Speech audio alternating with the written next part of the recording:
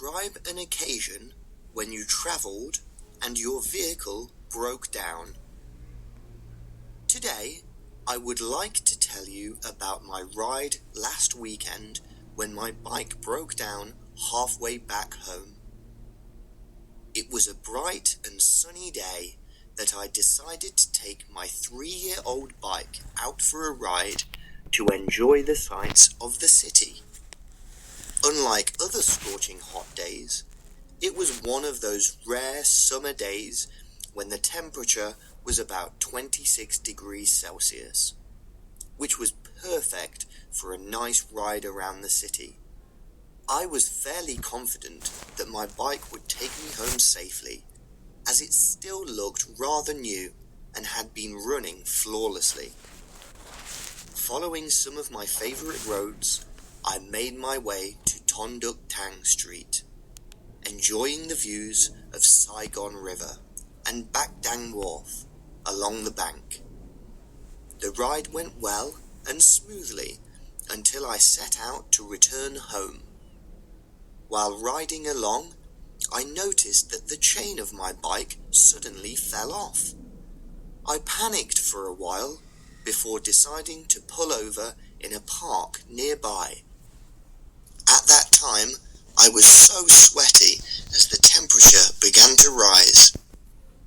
Luckily enough, I came across a bike repair shop on the pavement just after 10 minutes of walking.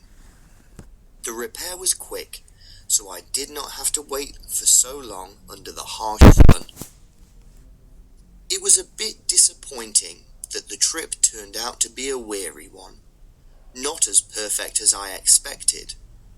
Another reason, which let me down, was that my lovely bike broke down after only 3 years. I guess it needs to be maintained more frequently from now on. That's all I want to say. Thanks for listening. 1. Do you think public transport in your country is more suitable for the elderly or youngsters? I think it is convenient for both groups of ages. For senior residents, most of them are not able to control a vehicle themselves anymore. Therefore, using public transport, such as buses or trains, is one of their top choices. Besides, young commuters whose houses are far away from their workplace can save a huge amount of travel costs when using public transport to travel to work every day. 2. What kind of public transport does your country have?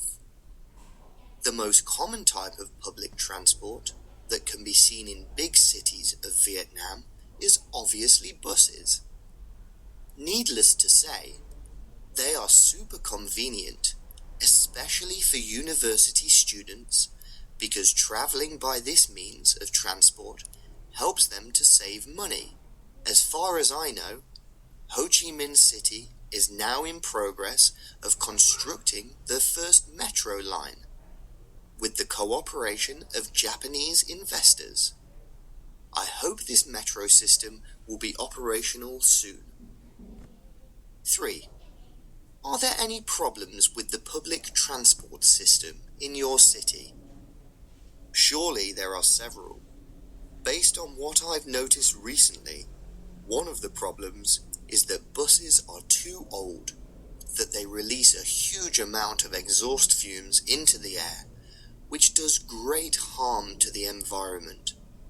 That's why the authorities should consider upgrading the bus system or replacing old ones.